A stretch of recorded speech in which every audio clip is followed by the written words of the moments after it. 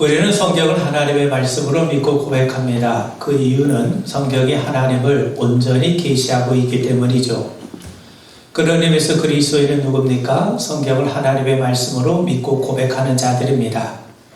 성경은 구약과 신약으로 구성되어 있죠. 그렇다면 우리가 성경을 하나님의 말씀으로 믿고 산다고 고백할 때 이 말 속에는 구약과 신약이 하나님의 말씀으로서 동등한 권위와 가치를 가지고 있다는 말씀입니다.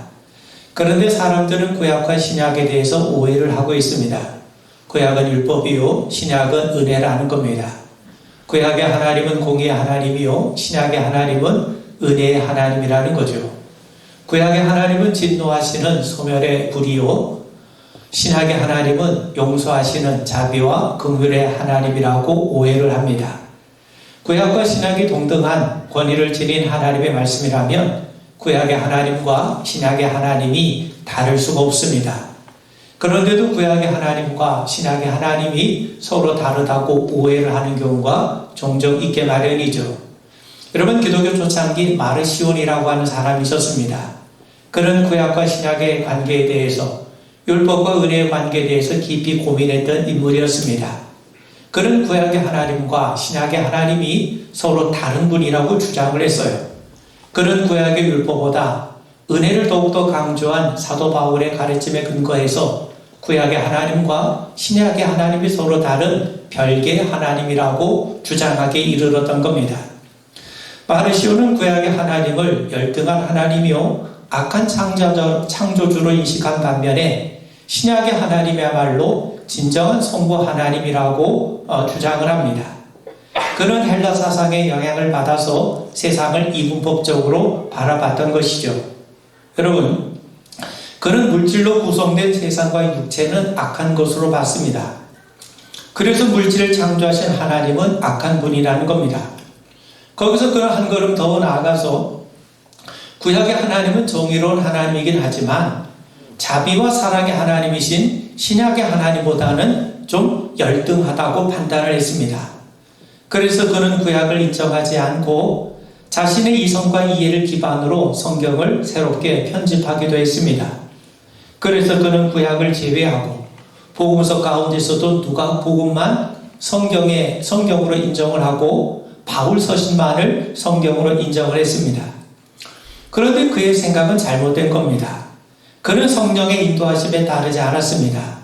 바울의 사상에 대해서도 그는 충분히 숙고하지 못했습니다. 무엇보다도 당시 헬라 사상의 이분법에 근거해서 성경을 자의적으로 해석한 것에 지나지 않습니다. 여러분, 구약과 신약이 다르지 않습니다. 구약의 하나님과 신약의 하나님이 다르지 않습니다. 성경을 자의적으로 해석하는 것이야말로 얼마나 위험합니까? 성경의 일부를 가지고 마치 성경의 전체를 판단하는 것 역시 성경에 대한 심각한 왜곡이 아닐 수가 없습니다. 그렇다면 구약에서 우리가 발견한 하나님은 어떤 하나님이신가? 그렇다면 신약의 하나님은 과연 어떤 모습으로 우리에게 다가오시는가? 왜 우리는 구약의 하나님과 신약의 하나님에 대해서 오해하고 있는가? 우리 그 말씀을 오늘 여러분들과 함께 나누고자 합니다. 하나님이 애굽에서 노예 생활하던 이스라엘 백성들을 건져내시고 그들을 당신의 백성으로 삼으셨어요. 그리고 그들에게 가나안 땅을 약속하시고 당부하십니다. 너희들이 가나안 땅에 들어가거든 가나안의 우상을 제거하고 가나안의 악한 풍습을 따르지 말고 그들과 언약도 맺지 말고 그곳 사람들 다 진멸하라고 명령하십니다. 실제로 그들이 요단강을 건너서 가나안의 첫 관문인 여리고에 이르렀을 때 하나님은 그곳의 주민과 물건을 하나도 남기지 말고 다 진멸하라고 하십니다. 그렇다면 왜 하나님은 가나안을 진멸하고 하신 겁니까? 요즘의 관점에 보면 너무나도 잔인한 명령 아닙니까? 우리는 먼저 왜 하나님이 가나안을 진멸하라고 하셨는지 그 이유와 목적을 아는 게 중요합니다. 구약 성경은 어떻게 시작합니까? 태초에 하나님이 천지를 창조하셨느니라고 선언하면서 구약 성경이 시작이 됩니다. 하나님이 하늘과 땅을 창조하셨어요. 그렇다면 하늘과 땅은 하나님의 것이라는 겁니다. 하나님이 땅을 지으셨고 땅이 하나님의 것이라면 지금 이스라엘 백성들이 향해 가고 있는 가나안 땅도 하나님의 것 아닙니까? 땅이 하나님의 것이라는 것은 아주 중요합니다. 그래서 하나님이 이스라엘 백성들에게 땅을 함부로 팔거나 사지 못하게 하신 겁니다. 그뿐만이 아니라 땅을 설령 샀다 하더라도 희년이 되면 다시 원주인에게 돌려주라고 하신 겁니다. 왜냐하면 땅의 주인은 하나님이시고 우린 잠시 하나님의 것을 대여받아 임시로 사용하는 것이기 때문이죠. 그러므로 우리가 사는 것은 단지 하나님의 것을 잠시 대여받아 사용해서 살아가는 것일 뿐입니다. 그리고 때가 되면 사용하던 것을 다시 하나님 앞에 반납하고 떠나는 것 아닙니까? 그런데 여러분 한번 생각해 보세요. 만약 여러분 소유의 건물에 누가 세를 들어 살고 있는데 세금도 제때 내지 아니하고 건물도 제대로 잘 관리하지 않고 더 건물을 더럽히고 훼손하거나 또 주변 사람들의 피해를 끼치고 살면 여러분 어떻게 하겠습니까? 임대차법에 따라서 계약 기간까지는 어쩔 수 없다 손치더라도 만기가 되면 내보내려 가지 않겠습니까?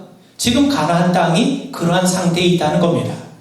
여러분 창세기 15장에 보면 하나님이 아브라함과 더불어 언약을 맺으시는 장면이 나와요. 그때 하나님이 아브라함에게 아주 의미심장한 말씀을 하세요. 아브라함의 후손이 이방 땅에서 종으로 살다 400년 후에 큰 재물을 가지고 나오게 하시겠다고 말씀합니다. 실제로 하나님은 애굽의 종으로 살던 이스라엘 백성들을 출애굽을 시키셨는데 그들은 애굽 사람들의 재물을 손에 쥐고 나오지 않았습니까? 그런데 문제는 왜 400년 후에 나오게 하시는가 하는 겁니다. 하나님은 그 이유에 대해서 분명하게 말씀하시는데 아모리 족속의 죄악이 아직 가득 차지 않았기 때문이라고 말씀하세요. 여러분 하나님께서 아모리 족속을 가나안 땅에서 살 수 있도록 허락하셨어요. 그런데 그들이 하나님의 주인이신 가나안 땅을 더럽혔던 겁니다. 그들은 우상을 섬겼고 악한 풍습에 사로잡혀서 하나님의 땅을 더럽혔던 겁니다. 쓰레기가 쌓이고 쌓여서 더 이상 쌓일 곳이 없을 만큼 가나안 땅에는 아모리 족속들의 악행이 쌓여갔던 것이죠. 하나님은 그들의 악행을 역겨워하셨던 겁니다. 그래서 하나님은 아모리 족속을 내보내시고 새로운 세입자로 이스라엘 백성들을 들이시려고 하시는 겁니다. 그런데 하나님이 허락하신 계약기간이 아직 남아있기 때문에 하나님께서는 400년이라고 하는 시간을 기다리고 계신 겁니다. 그래서 아모리 족속의 죄악이 차지 않았다는 말은 아직 하나님의 때가 되지 않았다. 아직 하나님이 아모리 족속에게 허락하신 계약기간이 아직 남아있다는 말입니다.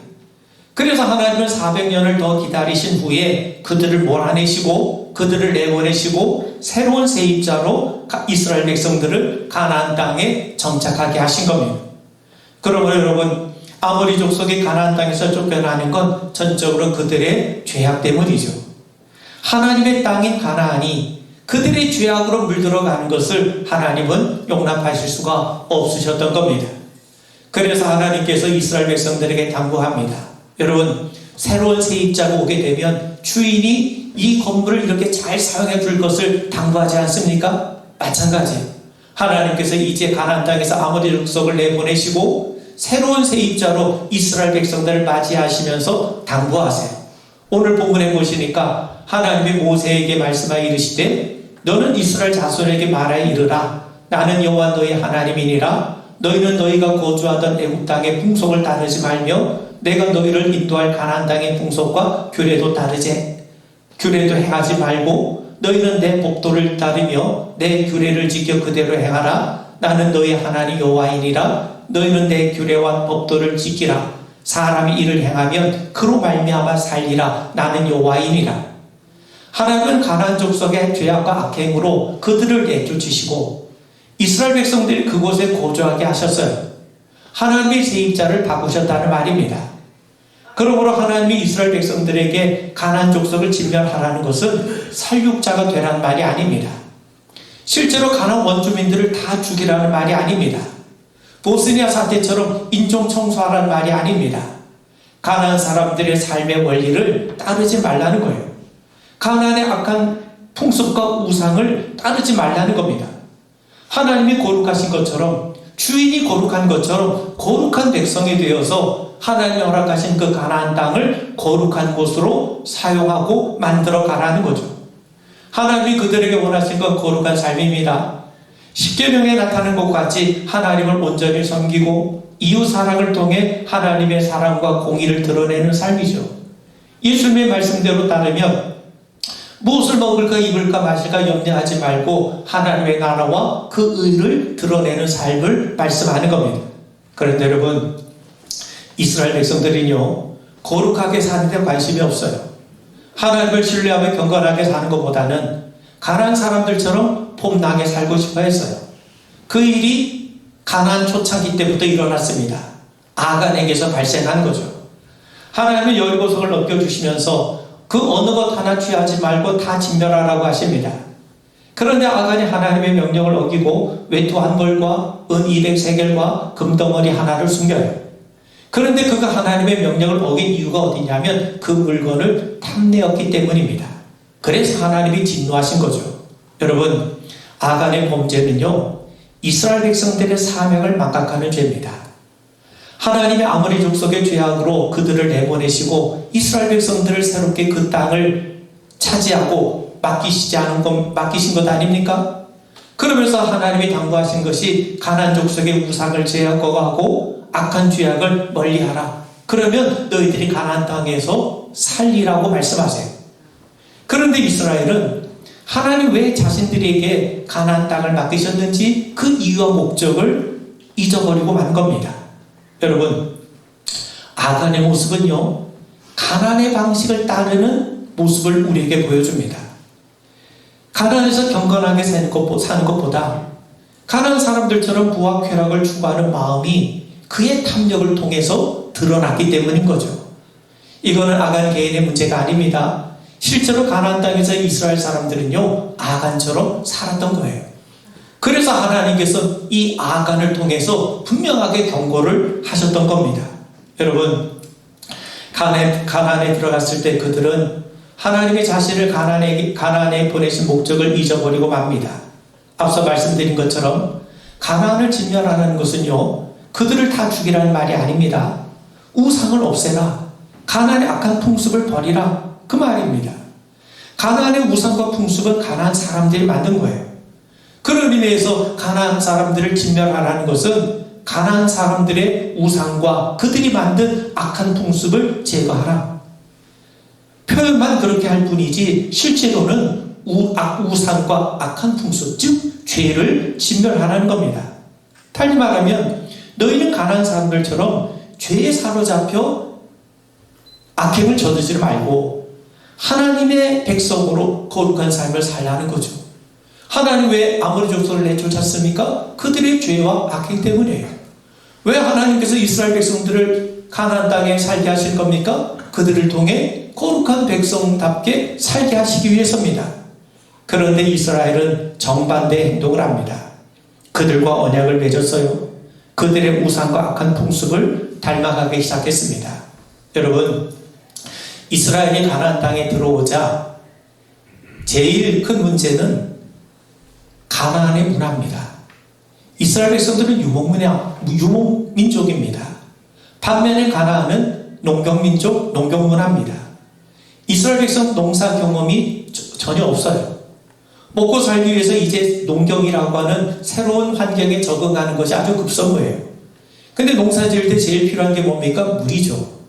물은 절대적으로 하늘에 의존해야 됩니다. 그런데 비가 오지 않으면 농경에 서둔 이스라엘 백성들은요, 비가 오지 않으면 초조해질 수밖에 없어요. 그때 가나안 사람들이 이스라엘 백성들을 유혹하는 겁니다. 하나님은 전쟁의 신이고 광야에서나 도움을 줄 수 있었지 농사엔 도움이 안 되니까 농사의 신 바알에게 한번 구해보라고 조언을 합니다. 이건 큰 유혹이죠. 이스라엘은 아직 하나님에 대한 철저한 신앙이 갖춰지지 못한 상태입니다. 그런 상태에서 바알에게 절을 하고 바알에게 숭배를 했는데 비가 조금이라도 오기라도 하면 신앙이 뿌리째 흔들리게 됩니다. 그래서 이스라엘 백성들은 가나안 땅에서는 가나안의 종교와 생활 방식이 더 합당하게 여겼던 겁니다. 그래서 하나님을 버리고 가나안 우상을 따르게 되었던 거죠. 그런데 여러분, 늦게 배운 도둑이 날 새는 줄 모른다는 말처럼 이스라엘은요 가나안보다 더 악행을 저지릅니다. 열왕기하 21장 11절에 보면 유다와 므낫세가 이 가증한 일과 악을 행함이 그 전에 있던 아모리 사람들의 행위보다 더욱 심하였고 또 그들의 우상으로 유다를 범죄하게 하였도다.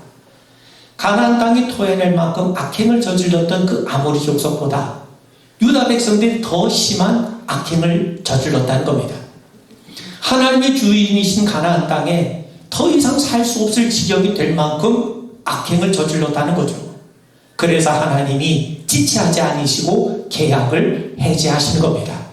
여러분, 하나님은 가나안을 진멸하는 도구로 이스라엘 백성들을 사용하셨던 것처럼 이제는 아수르 바벨론을 사용하셔서 이스라엘과 유다를 내쫓으세요. 왜 그렇습니까?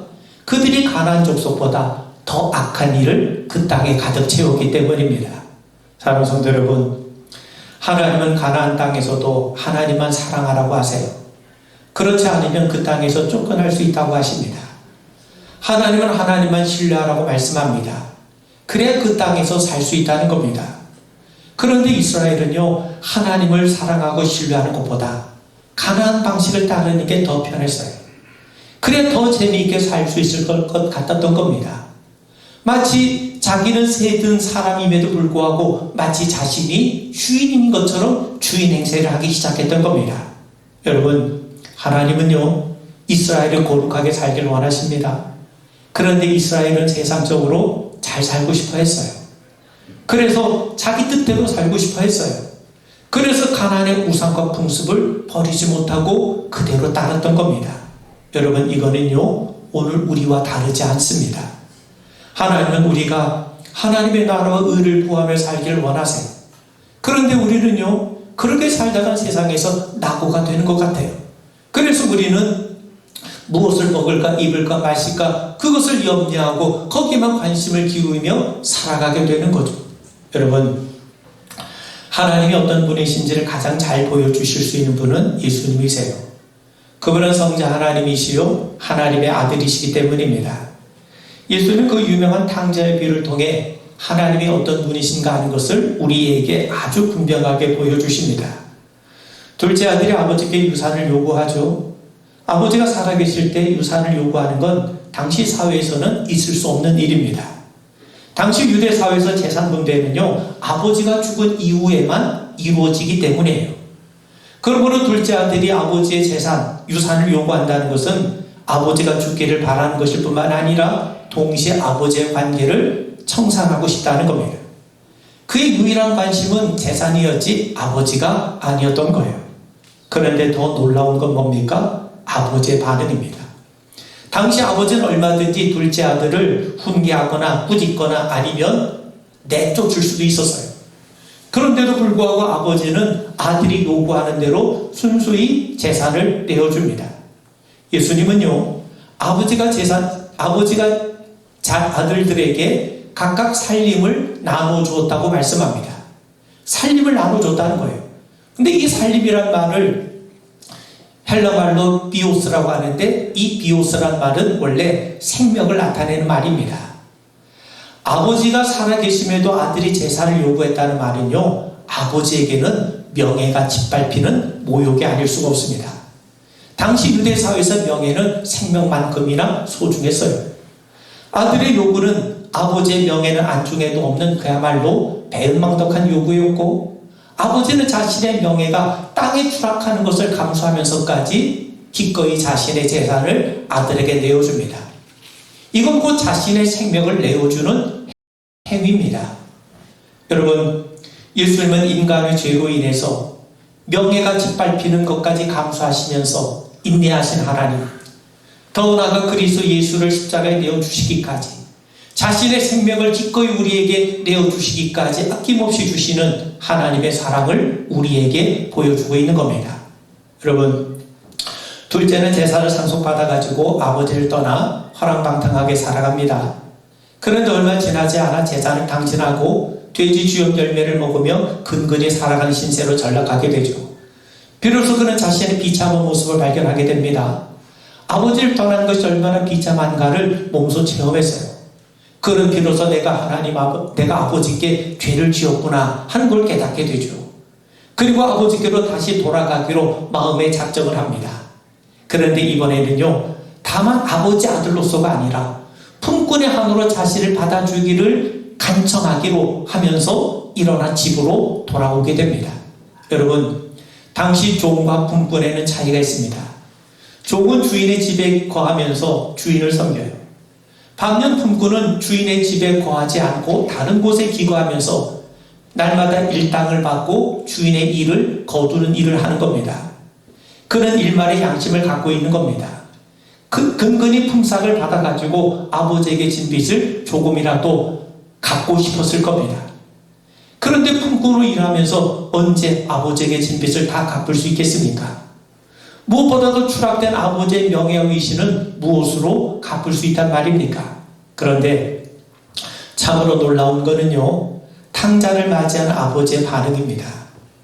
아버지는 아들이 달려오는 모습을 보자 달려나가서 그를 끌어안아요.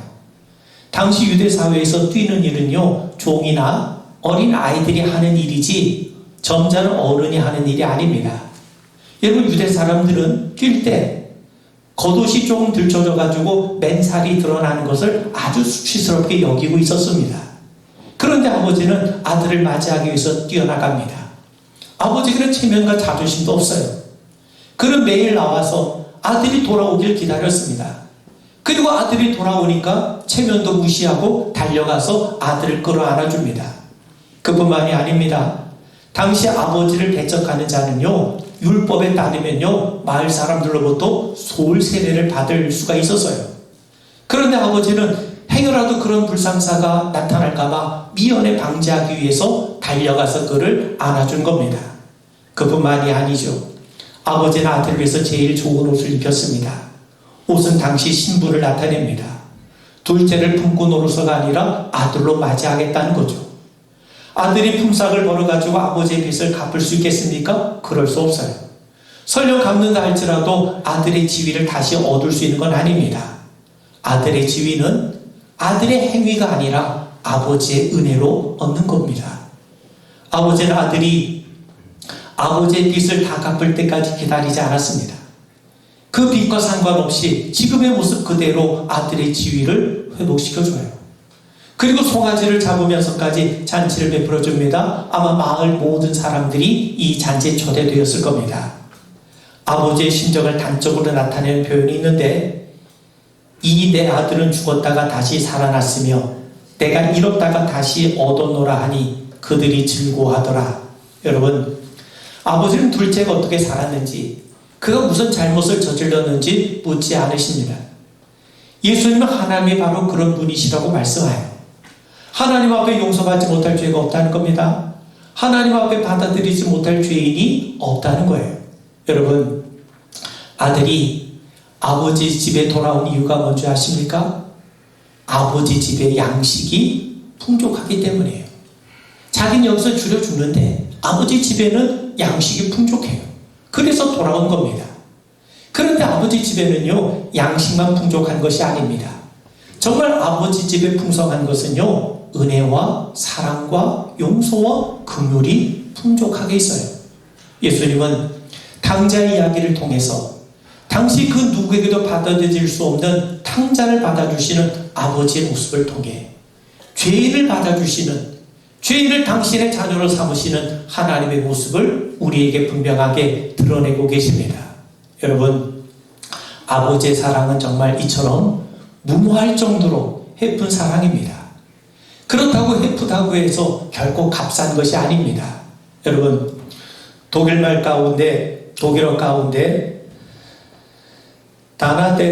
다나데나르바이트라는 말이 있습니다. 다나데나르바이트라는 말은 다나우스의 딸들이라고 하는 말입니다. 그런데 이 다나우스의 딸들이라고 하는 이 뜻은 밑빠진 독에 물 붓기라는 그런 의미로 사용되는 관용어입니다. 여러분, 그리스 신화에 보면 다나우스와 아이캡투스라고 하는 형제가 있어요. 형에게는 딸이 50명, 동생에게는 아들이 50명이 있어요. 근데 그 동생은 아주 악한 사람이었습니다. 그런데 그 악한 동생이 자기 아들들을 형의 딸들과 강제로 결혼을 시킵니다. 형은 원치 않는 결혼의 분노를 느끼면서 딸들에게 단검을 하나씩 주면서 결혼식을 치른 첫날 밤이 되면 신랑의 심장에 이 단검을 꽂으라고 합니다. 아버지의 부탁을 들은 이 딸들이 결혼식 첫날 밤 신랑의 가슴에 단검을 꽂아요. 근데 첫째 딸은 차마 그렇게 할 수가 없어서 신랑과 도망을 치게 됩니다. 그러자 그 다나우스 계획에 분노한 신들이 남편을 살해한 이 49명의 딸들을 지옥으로 보냅니다. 그래서 지옥의 신 하데스가 그들에게 내린 형벌이 있는데 그 형벌이 뭐냐면 밑 빠진 독, 바닥이 없는 독에 물을 채우는 거예요. 여러분, 바닥이 없는 독에 물을 채우는 것, 채울 때마다 물이 다 빠져나가지 않습니까? 그 일이야말로 가장 무모하고 헛된 짓 아닙니까? 그들에게 내려진 형벌이 바로 그렇게 무의미한 헛된 일을 하게 하는 형벌이 주어졌다는 겁니다. 그런데 여러분, 그 일을 행하고 계신 분이 계세요. 하나님은 죄인들로부터 계속해서 거절을 받으셨음에도 불구하고 단 한 번도 그들을 향한 사랑을 멈추지 않으셨다는 사실입니다. 인간이 연약했을 때, 죄인이었을 때, 심지어 하나님과 원수되었을 때조차도 죄를 향한 하나님의 사랑은 멈춰지지 않았습니다. 여러분, 둘째가 아버지께 돌아오자 아버지가 그들 받아들인 겁니까? 그렇지 않아요. 아들이 아버지 집에 돌아가기로 결심하니까 아버지가 그를 받아들이기로 마음을 먹은 겁니까? 그렇지 않습니다. 여러분, 아들이 결심하기 전부터 아버지는 그를 받아들일 준비를 하고 계셨던 겁니다. 하나님이 그러하세요. 우리가 하나님을 영어롭게도 하지 않고 감사하지도 않고 생각이 허망해지고 미련한 마음으로 어두워졌을 때에도 죄인을 향해 밑빠진 독에 물 붓기와 같이 어리석어 보일 정도로 끊임없이 하나님은 그 사랑을 행하고 계시다는 겁니다. 그러한 사랑은 우리를 찾아오시는 것으로, 길이 참으시는 것으로, 우리를 끝까지 보호하시는 것으로 나타나셨고, 급기야 그리스도 예수를 십자가에 내어주시는 것으로 나타났던 겁니다. 여러분, 구약에서 하나님이 가나안 족속을 진멸하라고 하신 것은 하나님의 공의를 보여줍니다. 죄에 대한 하나님의 심판을 보여줍니다. 가나안 족속을 미워해서가 아닙니다. 이스라엘 백성들 편애해서가 아닙니다. 이스라엘 백성들도 하나님을 잊어버리고 죄에 대해 둔감해지니까 그들도 하나님 앞에 심판을 받지 않았습니까? 왜 그렇습니까? 하나님은 공의의 하나님이고 무엇보다 하나님은 거룩하신 하나님이시기 때문이에요. 반면 신약의 하나님은 탕자의 비유에 나온 아버지처럼 그야말로 무모할 정도로 예쁜 사랑을 우리에게 베풀어 주시는 분이세요. 그렇다면 구약의 하나님과 신약의 하나님이 다른 겁니까? 그렇지 않아요. 구약과 신약의 하나님이 동일하신 분이세요. 단지 우리에게 드러나는 양상이 달랐을 뿐입니다. 그렇다면 도대체 구약과 신약에는 그 사이에는 그 공의로운 하나님과 그 은혜 하나님 사이에는 도대체 무슨 일이 있었던 것인가? 여러분, 아담의 범죄로 모든 인간은 죄인이 되었습니다. 아담은 선악과를 따먹음으로 하나님을 떠나 스스로 주인이 되려고 했어요. 이것이 죄입니다. 하나님을 떠난 인간은 죄의 종이 되어서 죄에 사로잡혔어요. 그래서 성경은 죄인을 향해 하나님에 대해 죽은 자라고 말씀하는 겁니다. 그래서 하나님은 인간이 죄 가운데서 살면 죽을 수밖에 없다는 것을 구약 성경을 통해서 우리에게 가르쳐 주시고 보여주시는 거예요. 하나님을 떠난 인생은 죽는다는 겁니다. 여러분, 구약 성경이 누구에게 주어졌습니까? 이미 아담의 범죄로 인해서 죄인된 이스라엘 백성들에게 주어진 것이 구약 성경입니다. 그런데 구약 성경에 보면 어떤 얘기가 많이 나옵니까? 율법이 나오죠. 율법을 보면 이거 해라, 이거 하면 너희들이 하나님 앞에 복을 받는다, 이거 하지 마라, 이걸 하지 않아야 하나님 앞에 복을 받는다. 그런데 너희들 하나님 앞에 불순종하면 하나님 앞에 저주를 받고 심판을 받는다. 여러분, 이걸 말씀합니다. 이건 결국 하나님을 떠난 인생은 망한다는 걸 보여주는 거예요. 예를 들면요, 의사가 환자에게 운동하십시오, 맵고 짠 음식 먹지 마십시오, 그리고 가급적이면 걸으십시오, 규칙 생활하십시오. 여러분, 이거는요 환자의 인격을 침해하는 행위가 아닙니다. 그 사람이 뭔데 환자에게 이거 하라 말라 하겠습니까? 그거는 환자의 자유를 제한하고 그의 인격을 침해하는 것이 아니라 그를 고치기 위해서 하는 행위입니다. 그래서 하나님은 율법을 주시고 가나안의 악행을 멀리하고 경건하게 살라고 하신 겁니다. 겉으로 보면 공의를 말씀하는 것 같지만 실은 그들을 살리고자 하시는 하나님의 은혜예요. 왜냐하면 지금 이 구약의 말씀을 듣고 있는 이스라엘 백성들은요 하나님 앞에 죄 가운데 사로잡혀 있는 죄인들이거든요. 그러니 죄인들이 그대로 방치해두면 죄 가운데 살다가 결국 망하는 것 아닙니까?